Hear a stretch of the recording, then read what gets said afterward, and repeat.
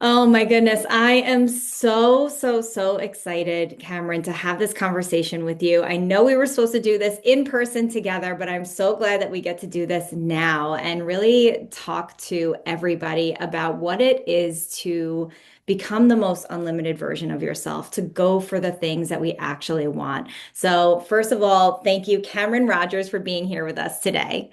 Thank you so much. I also wish I could be there in person, so I'm really happy that we made this work. And I'm honored to be included and to be in your like stratosphere of people. Well, I'm honored as well, honored to have you here. So, why don't you tell everybody a little bit about yourself and the journey to where you are today? Yeah. So I am a full-time content creator, podcast host, mental health advocate, and mom of two and soon to be three. And the journey of getting here started, I mean, I guess going way back 8, 9 years ago.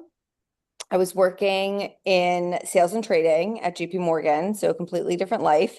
And I was dealing with a lot of digestive health issues, simultaneously realizing I was spending so much money on food in New York and like kind of average food, not like nice dinners out, but like the dig in, the sweet green, the lunch, like they all added up, the dinner deliveries. And with such a demanding job, I would get home and like I'd want a good meal, but I wouldn't want to spend all this money on delivery, but I didn't want to cook. And so I kind of entered this world of like meal prepping and really like making my own recipes because I also was on these elimination diets because of these digestive health issues. And that was the first time that I really did anything creative. My brain has always been very numbers focused and sports focused, quite honestly. I've never been into like the arts or anything. And it was really fun for me, but I also realized that I had a really big job and I didn't want those two worlds to oh, sorry. Stepping back a second, this was also the birth of like the food porn account, like where people were Mhm. posting photos of their food and not really wellness influencer, but there were maybe like, I'm not even kidding, 10. So like it was kind of starting. This is 2016. And I was like, you know what? Maybe I'll just start an account and I'll post food and I'll do restaurant reviews and I'll do everything on meal prepping. I won't show my face. I won't say who I am. It was under a different name, a freckled foodie. And that was really because I didn't want people at my job and especially my clients to ever like come across it and think differently of me because I was already very young and I wanted them to think of me as like more professional. So I was kind of living this like Hannah Montana double life where I would like wake up in the morning at 4:30 and like work on these ideas, go to the gym, get to my desk by 6:30, work until like 5:30, come home and then work on it all night and work on it all weekend long. And I guess this was just like, I'm a very type A. I love to be busy. I did overachiever. And I guess this was just like what my brain wanted to do before having children when I had all the time in the world. And it hit a point where I was burning the candle very intensely on both ends. And I felt like there was so much more to do with this whole like Instagram food blog thing that I had started. But we had no concept back then in 2018 of what an influencer was, how they would make money, that you even could make money. It wasn't what it is today. And so I kind of accepted like this will be a side hustle. It'll be something maybe I do later in life with food, just focus on my job. And I actually ended up getting hit by a car while I was crossing the street. And I include this in my story because it was such a pivotal moment, but really like shook up the way my brain works on many levels because I had a pretty bad concussion, but also like I was doing everything right. I was crossing the street on a crosswalk. I had the walk sign. I looked both ways. Like as a control freak, I realized even when I was controlling all of the things I could control, life can still throw you curveballs. And I'm oddly like extremely grateful for that moment because I don't think I ever would have quit my job had that not happened. I was on disability for, I want to say it was 6 weeks with a concussion. So I wasn't able to be on my phone or, watching anything. It was when I really learned my meditation practice. It was when I started journaling. It was when I really like tapped into that intuition and inner voice. And it became so clear that my career in finance was not the path for me. And there's so much privilege in this statement. I come from a financially privileged background where I was able to take this leap of faith, having a safety net. Um, but I really was like, I want to take a bet on myself and see what I can do. And I gave myself 6 months, and now it's been almost 8 years. Yeah, wow, that's crazy. More than 8 years. Um, and it's completely transformed in ways I never could have imagined because this space has transformed. And so things that I'm doing now didn't exist at the time of me leaving my job. But it's really been, in my opinion, a career of pursuing what lights me up and what makes me really excited and where my passion lies. And I think when you set yourself up to be in a place to be able to follow those things, that's where success comes from. Wow. I like really throughout the entire journey that you were talking about, and it's so incredible. There's a lot of, the theme of like kind of like trusting what you receive, trusting in yourself, taking these leaps of faith. And also, I didn't know about the getting that you got hit by a car. Really? We've never talked about this. No, no. Wow. So, that's like amazing that you said, right? You said something very specific. You said, I'm almost happy that it happened because it Yeah, gave you the space, right? So, can you talk about a little bit about faith, a little bit about trust, but also about those moments that, at the time feel really hard or feel really like, why is this happening to me? And that actually become, really jumping off points or like pivotal moments in your life. completely. So I'm not a religious person. I never have been. I wasn't raised religious. I don't align with religion. I don't believe in a lot of the things, but I am a very spiritual person. And that has always been in existence since I was a young kid. We had a healer that we worked with since I was 11, just working through family stuff. She came into our life after 9/11 and losing like our very good friend. And I think because of that, I have always had, and we've talked about this, where like I'm very receptive to healing and body work and this type of energy where I just believe in like a greater power. And maybe that's how people feel about religion, but that's just how I kind of view it.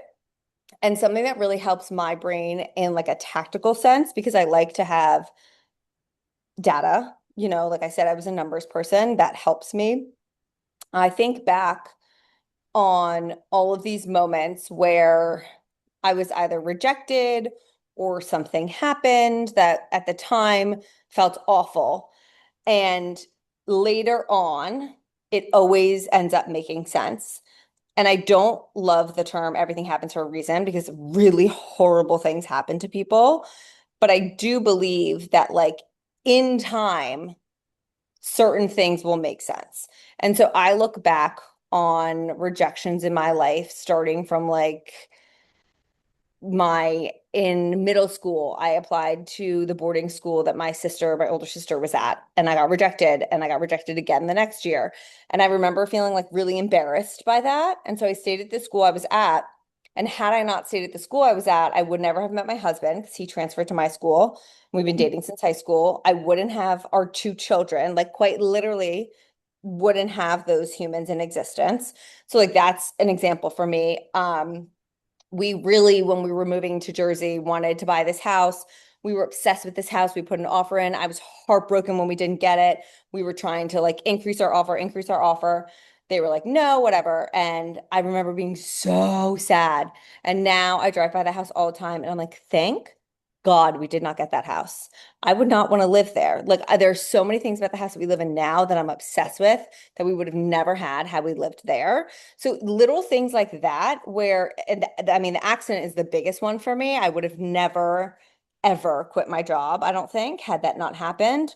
Um, Surprise pregnancies, like I wouldn't have these specific humans, they would have been different eggs. Like for me, I can look back on all of these moments and just accept that like something incredible came out of them. So now when I'm faced with rejection, I don't fear rejection at all. I'm like, okay, fine. It's happening for a reason. Whether that means it's not meant to happen right then and that same thing will happen later, or because it's not happening, something else is going to come my way that wouldn't have come my way had that not happened. Like I just have a very strong trust in the universe. And I always want to acknowledge there's so much privilege in all of this, like so much privilege. And I think two things can be true is that the deeper you have that trust and that relationship with your intuition and your spirit or whatever it is, I do believe that the universe like opens up for you. I agree 100%. I just think that because there's this, throughout you had mentioned that like you had really in that time where you had the concussion, you were on your leave, right? Like this is where you started your meditation practice. Yeah. And this is where like then from there it's like, wait a second, I'm getting to know myself on a different level because I'm a believer that meditation, it is the thing that gets you to slow down Hmm. this human 3D world that we're living in and actually connect with that part of yourself because it's hard to hear it. It's hard to hear it Yeah. if you're on the go, go, go, you're momming, you're working, you're doing all the things. And then when you sit and take that moment to journal, to be with yourself, that's when you can actually hear what I like, I'll say like it's your truth coming through, Hmm. right? Yeah, Because and things are so clear to me of like I'm gonna do that, I'm not gonna do that. I'm interested in that, I'm not interested in that. And wow. that voice gets so much stronger when I'm actively practicing those techniques of like meditating, journaling, just like slowing down and having a second of peace. Yeah. So I know like a lot of people feel trapped by Yeah. the version of themselves that other people expect them to be or who they think that they are. So how do you, because you've given yourself so much permission to evolve over time, how do you give yourself that permission to really keep evolving? I don't know if it's something I ever actively think of, if I'm being completely honest. Mhm. More so, like I think it would just be so boring if we all stayed in this one specific box and we were all the same. Like what a boring life that would be to observe and to live. And so I look at people who I admire, who are successful, who are so uniquely themselves, even if it's completely different than me. I always use her as an example, and she's a friend of mine, and I love her. Nell Diamond, who's the founder of Hill House Home, like she is literally the complete opposite of me from the level of like how we dress, for example, or how we present ourselves, but she's so deeply herself. She has always remained true to herself. And she started a brand that has completely flourished because it is true to herself. And there are people, I fully understand that I'm not everyone's cup of tea, and I am completely fine with that. But if I tried to fit everyone's interests, it's impossible. We all care about different things. We're all drawn to different things. We all like different things. We dislike different things. Like, there's not one human or thing that every single person loves. And so I think really coming to terms with that and accepting, like, as long as I stay true to myself, I'll find my people, I'll find my community, I'll find my podcast listeners, whatever it is, who are there because they're interested in what I'm doing, what I have to say, not because of this like facade that I've put on. And I think the layer of that with evolution is we grow as humans. Like if I had stayed in the box that I had put myself in the beginning, where it was like only food, I don't care about food anymore. I love food, sure, but like the idea of meal prepping is quite literally the least interesting thing to me in the world right now within this stage of life. And who knows, maybe that'll change. So I would just be so unhappy with my career. And I think that that would really showcase in the content. So I really believe that when you're following your passion, it shows so deeply and it attracts more people. I love that. So let's touch on the platform that you have because Yeah. it's absolutely incredible, Cameron. I mean, Thank you you. have this beautiful online presence, beautiful platform, combined what 370,000 followers across all your I platforms, a know. top podcast. Well, I looked it Thank up. I you. did my research.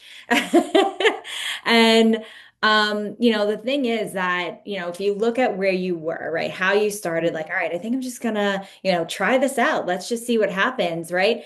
That's a version of you that is not the same as the version of you today. So, Yeah. who did you really have to become to hold that type of platform? Because that's big. I mean, that is a holding energy of Mhm. that many people. So really, like, who did you have to become to hold that platform and the life that you've built? Yeah, I think the biggest lesson, I mean, there are a few. One, what I just said of Yeah. really, really, really knowing yourself and trusting yourself. And I say this all the time to people who ask me about like starting a platform. If I use this example that I came up with, if you think about like influencers as a category of shows, okay, so say there's like wellness influencers, call it comedy, food influencers, horror, whatever. So a genre. If you see this influencer that you love and you're like, I'm going to do exactly that. So take a show, for example, that I love, Friends. Someone's like, we're going to remake Friends.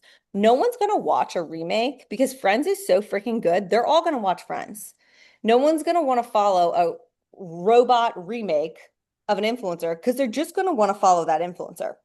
But if you go out and just stay true to yourself and do your own thing and create a show like The Office, people are going to love The Office. They're two very different shows in this same genre, but they have cult followings because they're awesome. And it's the same thing where like no one's going to want to follow someone who's trying to copy the other person. They're just going to follow the other person. So I think it's really like staying true to yourself. And I've ebbed and flowed depending on like how confident I feel and how in tune with myself I feel, where sometimes the noise can get so loud where I'm like, oh, I should be doing that. I should be doing that. I should be doing that because other people are doing it. But then when I really like tap in and listen to like my own intuition and pangs of like, what am I interested in? Like I just started this series, Worth It or Not, reviewing baby products as a soon to be third time mom. And it came to me where I was like, we have so much baby stuff in this house. Like, and I have so many opinions and I'm constantly getting asked like, which stroller do you like? What car seat do you like? Why did you choose this? What should I put on my registry? I was like, this is helpful information. And I'm going to make it a series in my own way. It's not going to be this like perfectly produced and beautiful thing. I'm just going to be yapping about these products. And that's what resonates and hits with my community. And so when I listen to those intuition and pings of something I'm interested in, I also realize that's what connects with my people. So I think there's that. I think the second thing is I kind of touched on it, accepting you're not going to be for everyone. You never will be. There are always going to be people who disagree with you, who dislike you, who have strong negative feelings about you. That's life. Like that's more their journey than it is mine, and I'm okay with that. And then I really think the third thing that has allowed me to like maintain this career and truly my mental health is that I have such a life outside of this. Mhm. I spend 98% of my life with people who are not on this platform. All of my closest friends, my husband, my children, my family members, like my work, and I've changed this over the years, is completely separate. And I feel like from a viewer perspective, you might think you're getting everything, but my friends would all tell you that they never see me on my phone. And that is a very intentional thing where when I'm with my people and I'm not like on my laptop tapped in working whatever, like I am present, I am with my friends. That is not content for me, that is life. Wow. Oh, I love that so much.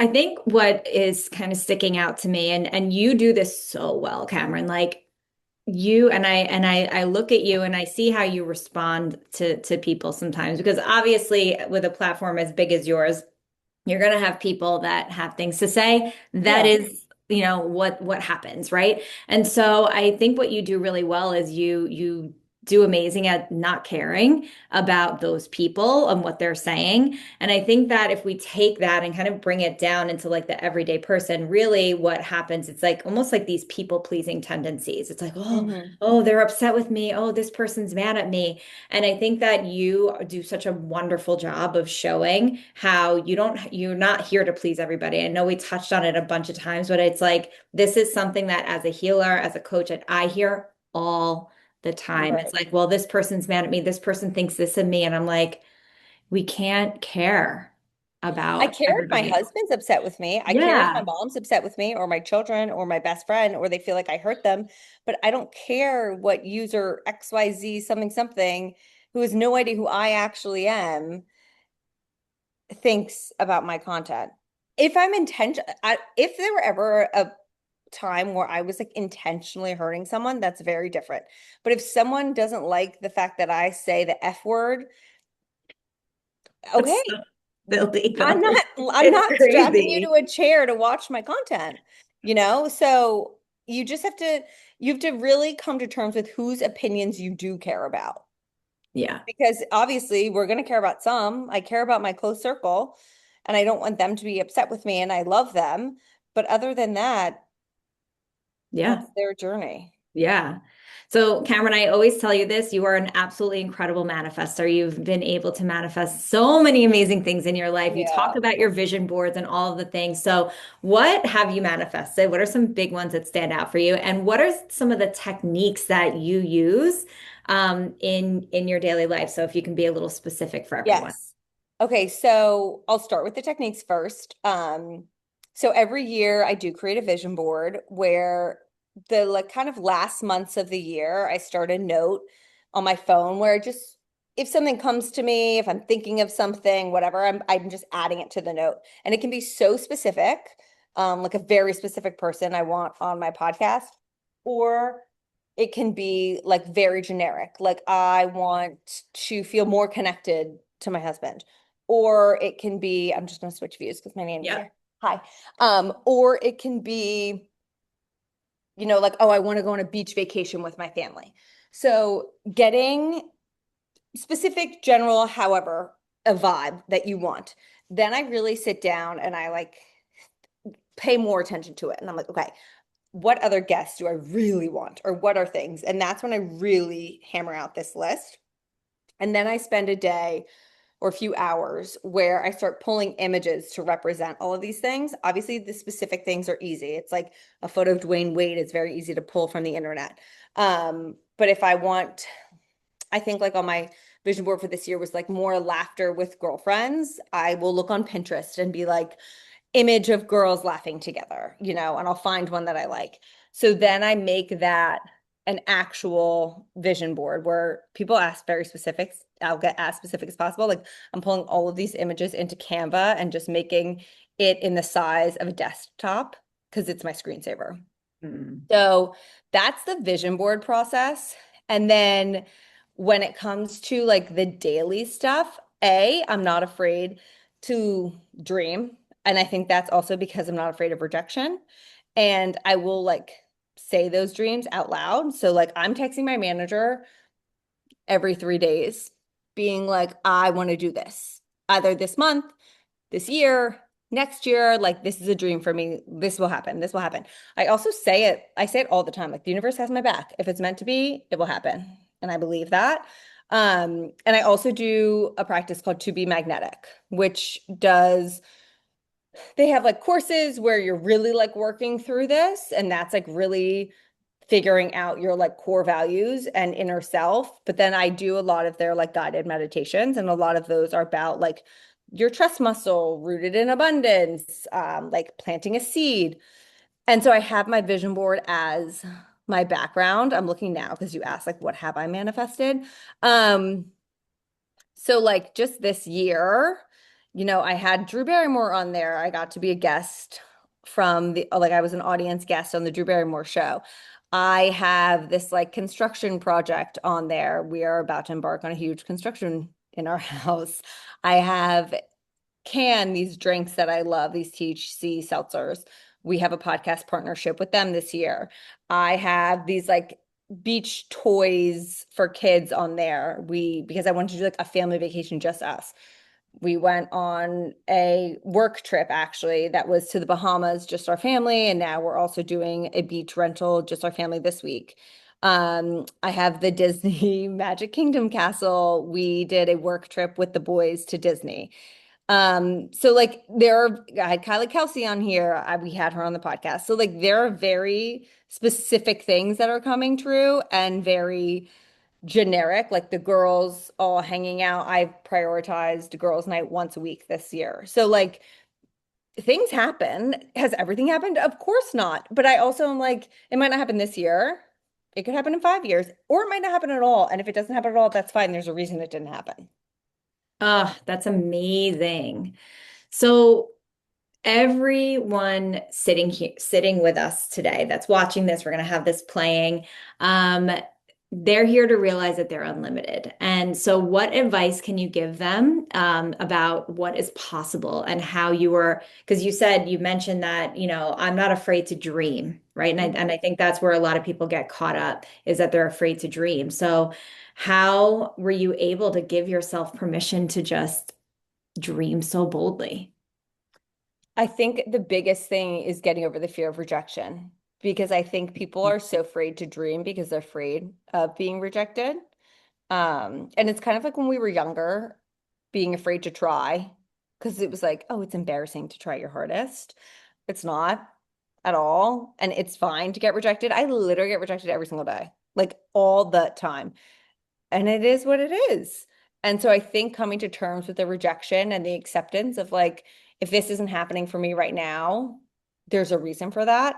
Whether you know it then, whether you know it in 3 years, whether you never know it at all, it's like really building that trust with yourself and with the universe of accepting like not what is meant to be will be, but what you are supposed to receive will come your way. Mm, love it. So what's next on your manifestation list? Do you want to We have share? Yeah, we have a guest on. I mentioned him, Dwayne Wade, who's like a really big dream guest for me that we're actually in talks with right now. So I'm really hoping to lock that down. Um, let's see what else is on here.